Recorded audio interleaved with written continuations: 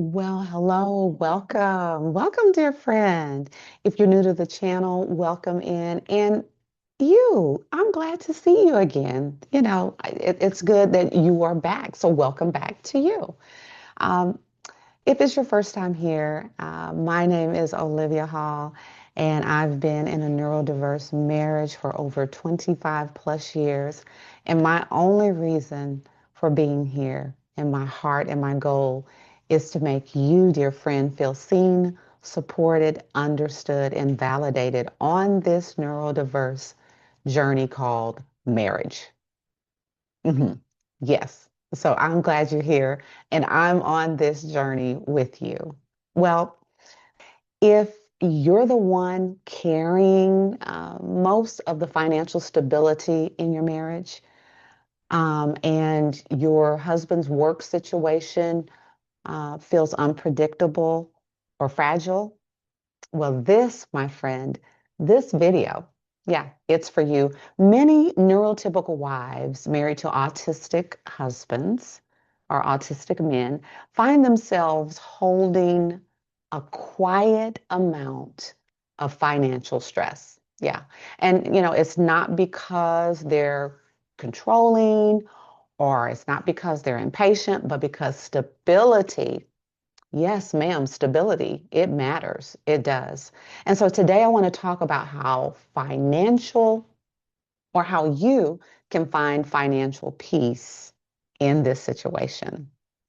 Um, without, we're not going to play the blame game today without blaming your husband, without blaming yourself, and without living in constant fear about the future. Okay? Does that sound good? But before we dive in today, I want to mention, um, that this topic, it's been coming up quite a bit in the comments, in the videos, comments. I get really wonderful, beautiful, special women. They ask these questions like, you know, I feel like I'm the one keeping us afloat in this marriage. It's me all the time. Or and she says I'm exhausted, right? Or you know I'll get a question like, well, how do I handle this without resentment, without just staying angry every time I look at him, because he's so unstable when it comes to finances, right? And if this resonates with you, dear friend, if it resonates with you, I want you to know something right away. I want you to know something. You're not alone. And you are not failing. Okay. Many neurotypical wives in neurodiverse marriages, they quietly, they quietly carry the financial stress, and they carry that financial responsibility. And it's normal for it to feel heavy. It's normal. So today we're going to talk about practical strategies. We're going to talk about some practical strategies for your financial peace. Um, these strategies um, to protect your peace without shaming your husband or yourself. So if you're ready, let's go. Let's get into it. The first, let's start with step one. The first step is um, kind of getting clear on your family finances. You know, the first step towards peace is clarity. You know, get an understanding, taking stock of your income, taking a look at the books, right? Taking a look at your income sources. How does money flow into your house? Um, you may have a job, your husband may have a job, you may have a job and a side business. And so you have several different income sources. He may work and you stay at home with the children. Um, you need to also look at your bills and upcoming expenses. Make a list. and see where your responsibilities are, the whole financial picture. And you may say, well, my husband does all that. Well, somehow I want you to get involved if you never have been. Take a look at what's coming in. I want you to start looking at your finances. Okay, start doing that. And ask yourself, where do I have control?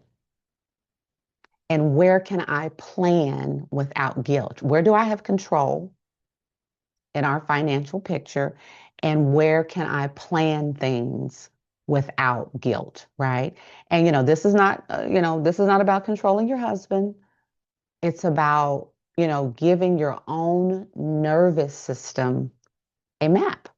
Giving your nervous system a map so that uncertainty doesn't trigger constant anxiety, right? So I want you to try that out. Let's talk about step number 2. So, building a buffer. This is a good one. This is a good one. So, even a small financial buffer, dear friend, can reduce stress. Yes, it can. So start with whatever is realistic. Okay. Like even like $100 to $500. Put that in a separate account. $50. You're like, I don't have 100. Start with 50. Okay. Think of it as emotional insurance. Say that with me slowly. Emotional insurance.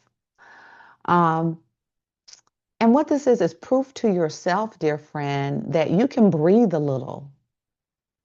Even if things are unpredictable, there's that little cushion. And a buffer isn't about distrust, it's self-care. It's self-care in this situation. So, yeah, um, $50, $100, whenever you can. Um, I wanted to share with you my mom years ago. She was part of a women's group, and she, in this group, there were several women. Some were quite affluent. They had plenty of money, and they were able to do whatever they wanted to. And um, a few of the ladies, they had their husbands, and these were older ladies. But what they learned over the years, what they would do, they would be responsible for getting groceries for the home, right? And my mom, the lady was telling my mom, she said, what I would do is, out of the budget, there was so much for grocery. Well, she's the one who cooked the food. She's the one who, prepared everything. She was the lady of the manor. So what she did from that grocery, that amount, maybe the grocery was 100 or 200 for the week. I don't know. I'm making up something. So she gets the groceries. She knows what she's going to cook, but she's going to take a little money out of there and put it in her jar, in her proverbial jar, in her bank account, in her envelope, right? As a buffer so that she can have something. So if she needed to go out with the ladies, and that's how she was able to go out and have lunch, she would always have money to do those special things for herself, self-care, and also, just to have a buffer. So if a bill hit and there was a problem that month where money was short, she had a little something something, right? So I want you to think about that. Think about that, and if that's possible for you to do, because that helps. That helps, and that proves to yourself that you can breathe in this unpredictable uh, financial space. Okay, that's pretty good, right? Okay, let's keep going. Step number 3, separate emotional responsibility from financial responsibility. Separate emotional responsibility from financial responsibility. It's easy to feel like, you have to fix everything. It's easy to do. But here's the truth. Your husband's Work challenges, that's not your fault. Mm-mm. That's not your fault. And maybe he has a difficult time because he's maybe on the spectrum. He has a difficult time holding a job. He might be smart, you know, highly educated, but he just has a tough time with people and he has a tough time with keeping that job. And that's not your fault, you know. And you know, it doesn't define your worth either or your marriage because he has these challenges. So you can provide stability while letting him experience his own growth, mhm, and challenges. Okay. Um, and you can care without carrying guilt too. You can care about him and the situation and what he has to go through being on the spectrum. But I'm not going to take on all of that, right? I hope you understood what I meant. So, saying all this, separate your emotional responsibility from your financial responsibility, okay? His challenges are not your fault, okay? Number 4, communication strategies. So, um, conversations about money can trigger tension. And that's in anybody's marriage, right? Whether you're neurotypical, both of you, or you're in a neurodiverse marriage, it does not matter. Money is one of those big things in marriages that can cause fights, conflicts, and divorce. Okay. Um, you don't have to avoid conversations, but you can structure them to protect your calm. You can structure them, okay? Use facts and feelings. Use facts and feelings, not judgments. Okay, so you're like, okay, Olivia, what are you talking about? So, for example, you can say something like, honey, I feel stressed when bills feel tight. It's getting a little tight and I feel stressed out about it. This is what I need, honey, to feel secure. Okay. This creates shared awareness, right? Without shaming him. And it gives your nervous system a chance to stay regulated. Okay. Honey, I'm feeling a little stressed right now because the bills are super tight. I don't know if we're going to be able to pay this or that, or I think, the lights are going to get turned off or our mortgage, right? And honey, but this is what I need to feel secure. Okay. So that's one of those um, communication strategies, a script. And you can say it differently, but you know, hopefully that's helpful. Let's go on to step number 5. Um, this is this is huge. Practice daily peace habits daily, daily, daily, daily. Even if finances feel unpredictable, you can protect your internal peace, your internal stability. Okay. So, number 1, you can schedule breaks, little tiny breaks throughout the day. You're like, Olivia, I do not have time. I do not have time. Yes, you do.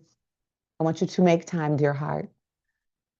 5 minutes. You have 5 minutes. Three. You have 3 minutes. Three. 5 minutes. 5 to 10 minutes of calm, right? Just silence. Um, whether you're at home and you're with kids while they're napping, right?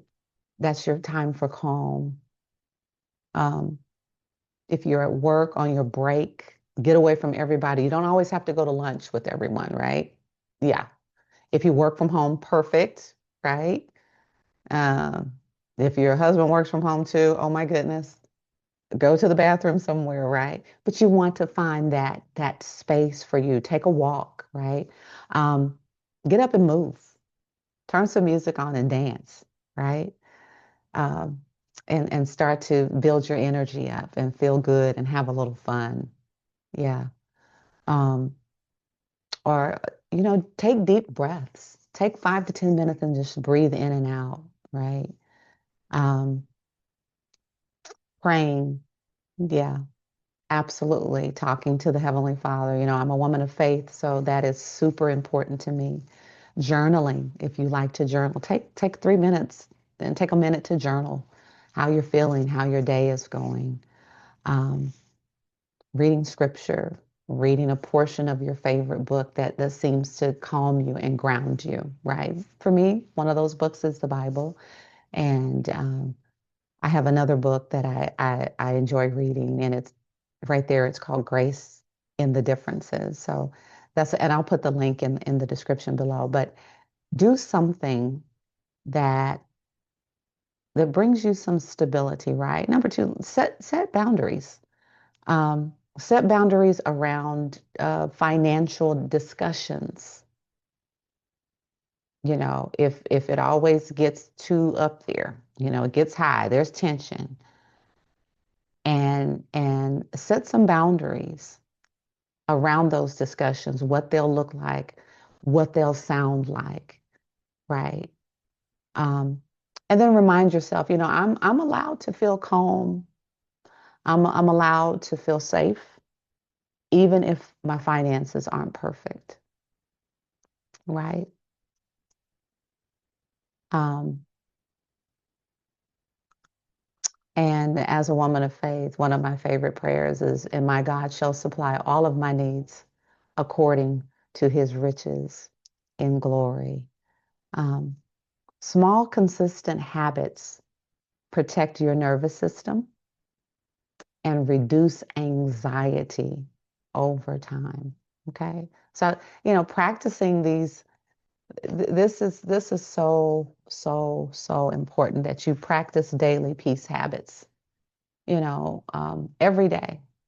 Okay. You need it being in this wonderful neurodiverse marriage. Yes, you do, dear friend. Um, number six, let's talk about this one. This is good. Plan, don't worry. Plan, dear friend, don't worry. I see, I hear you. Easier said than done, Olivia. I hear you. Planning is different than worrying. Did you know that? Okay. Planning is proactive and calming. Worrying is rumination that triggers stress. Okay, the $1 million word rumination just simply means worrying is thinking about it over and over and over again, and it triggers stress, right? So, um, and if you're watching, you're saying, okay, I'm watching this video, Olivia, but my husband, he's a great provider.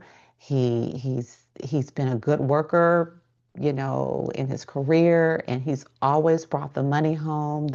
Sometimes it's gotten tight if he's changed careers, but I have not felt financial instability. Bills were always paid, and maybe we had some conflicts or arguments over time of priorities or where the money that we did have should go. But I don't know this, I don't have this issue. And so God bless you. And I'm one of those women who have had a man who's just been a hard worker before I met him, and he's still going strong. He's a guy who provides, and thank God for that. But for you, dear hearts, and if you're like, oh, how I would love to have that. That's why I'm here. That's why we're doing this video, just to help you and give you some strategies, right? So plan. Don't worry. Don't worry, right? And there are tools like budget apps. They're like simple spreadsheets. You can use like Excel or Airtable, okay? Um, Or, just a simple calendar you can buy at the store to write down when things are due or, things that are coming up. And it just helps to mental, reduce mental load, you know. Um, and it lets you stay grounded without micromanaging your husband. Okay. So plan, what's the next part? Let's say it together. Plan, don't worry. Okay. All right. So had a little bit of fun in this video, a little bit, but I know it's a serious topic and I know it's stressful. And I'm sure it can be just a lot. Um, you know, Financial peace in neurodiverse marriage. It isn't about, controlling your husband. It's about protecting your own peace and clarity, dear friend. It's about protecting your own peace and clarity. And you know what? If peace feels hard right now, you don't have to figure it out alone. I'll link my Peaceable Wife Quick Action Toolkit below, and because I created because it's for moments when you don't know what to say and or what to do next, right? That's what this toolkit is for. So I'll place the link below. Okay. Well, dear friend, if this video helped you at all, please please share it with another beautiful, wonderful sister who's struggling, who just needs some help, who needs to know that she's not alone. Would you share this video with her? And if you haven't subscribed, oh, please subscribe. Please subscribe. Subscribe. Don't forget to do that. So more beautiful women just like yourself, women who are in neurodiverse marriages, can know for sure that they are not alone. And remember this before you go. Your calm, it matters. Um, your peace, it matters. And you deserve it every single day, dear friend. Well, that's it for today. Oh, and before you go, please check out my next video. There's always something good in there for you. And I will see you, dear friend, in the next video.